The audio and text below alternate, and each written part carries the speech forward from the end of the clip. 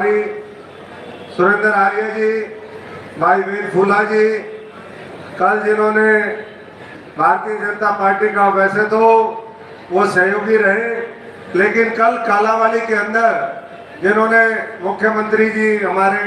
मनोहर लाल जी की उपस्थिति में कल पार्टी ज्वाइन करी, भाई मीनू बेनीवाल जी, हमारे साथी विजेंद्र सिवाज जी, भाई आदित्य चौटाला जी,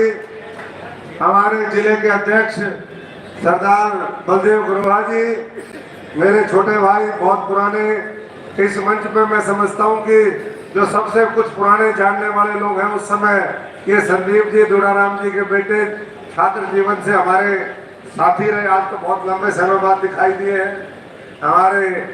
भाई परवीन जोड़ा जी, राजपाल बेनीवाल जी, राजेंद्र खींची जी, हमारे महिलाओं से लेकर के सभी अलग अलग मोर्चों के, युवा के, हमारे शेड्यूल कास्ट, किसान मोर्चा,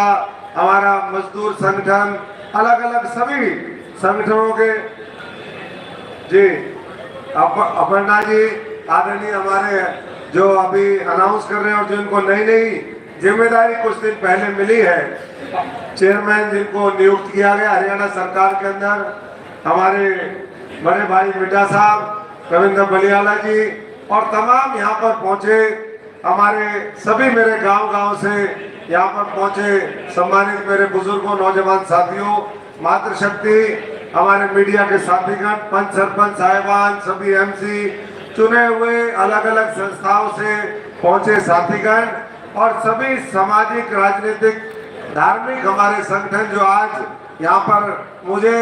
और पार्टी के नेतृत्व को आशीर्वाद देने के लिए पहुंचे, मैं आप सबका बहुत बहुत शुक्रिया अदा करता हूं, सबका बहुत बहुत धन्यवाद करता हूं। अभी मेरे से पहले बोलने वाले वक्ताओं ने बात रखी, दुराराम जी ने बात रखी कि किस तरीके से पिछले 4 वर्ष के अंदर केवल इस विधानसभा क्षेत्र के अंदर 1100 करोड़ रुपए देने का काम हुआ है। और वो 1100 करोड़ रुपए, सबसे बड़ी बात है कि पहले कहते थे कि भाई 1 रुपया दिल्ली से चलता है तो 85 पैसे बीच में गोल हो जाते हैं, वो कहाँ जाते हैं उसका पता नहीं चलता, लेकिन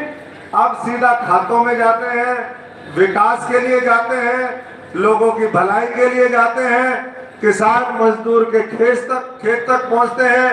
गरीबों का सशक्तिकरण हो इसके लिए पहुंचते हैं, शिक्षा के लिए पहुंचते हैं, स्वास्थ्य के लिए पहुंचते हैं। और वो जब हम गांव में कहीं भी जाते हैं शहरों के अंदर तो वो दिखाई देता है। पिछले दिनों हम गांव के दौरे पे थे, दुराराम जी और तमाम हमारे फतेहाबाद की टीम, और वहां पर जब हमने देखा कुछ शायद ही 1-2 सड़क ऐसी थी जिसके ऊपर अभी कारपेटिंग ना हुई हो, तो मैं तो यही कहूंगा कि कारपेटिंग भी जल्दी हो जाए तो करीबन 90% सड़कें बिल्कुल चकाचक हैं। फतेहाबाद की नई सड़कें बनी है, ये इस बात का प्रतीक है कि विकास की रफ्तार फतेहाबाद से लेकर के पूरे सिरसा संसदीय क्षेत्र, हरियाणा और इस देश के अंदर बहुत तेजी के साथ मनोहर लाल जी नायब जी के नेतृत्व में प्रदेश में और देश में हमारे प्रधानमंत्री नरेंद्र मोदी जी के नेतृत्व में बहुत तेजी से काम चल रहा है। अभी हम देख रहे थे आज कौन सा ऐसा क्षेत्र है जिसमें देश ने तरक्की ना करी हो। लाखों करोड़ रुपए के प्रोजेक्ट जो है, बड़े बड़े नए हाईवे निकालने के लिए, बंदरगाह, एयरपोर्ट, रेलवे के बड़े बड़े प्रोजेक्ट, और इसी तरीके से आज देश ने,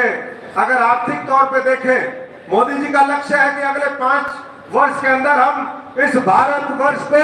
दुनिया की तीसरी सबसे बड़ी अर्थव्यवस्था बनाने का संकल्प लेकर के आगे बढ़ रहे हैं। 2047 तक ये भारत विकसित भारत हो, और विकसित भारत का मतलब आप समझ सकते हैं कि हर व्यक्ति को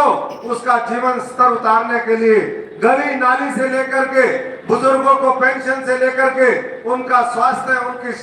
बच्चों की शिक्षा, 140 करोड़ लोग हर तरीके से आगे बढ़ेंगे। ये विकसित भारत का दृष्टिकोण है। विकसित भारत के अंदर उद्योग से लेकर के कोई ऐसा क्षेत्र नहीं रहेगा जो पीछे रहेगा। तो मैं तो साथियों से यही आह्वान करूंगा कि आप देखिए 2014 में जो बॉम्बे स्टॉक एक्सचेंज, जिससे हम मापते हैं कि हमारी अर्थव्यवस्था कहां जा रही है, वो 25,000 का आंकड़ा छूता था। 10 वर्षों के अंदर आज वो 3 गुना बढ़ करके 75,000 करोड़ हो गया। ये आज मोदी जी का चमत्कार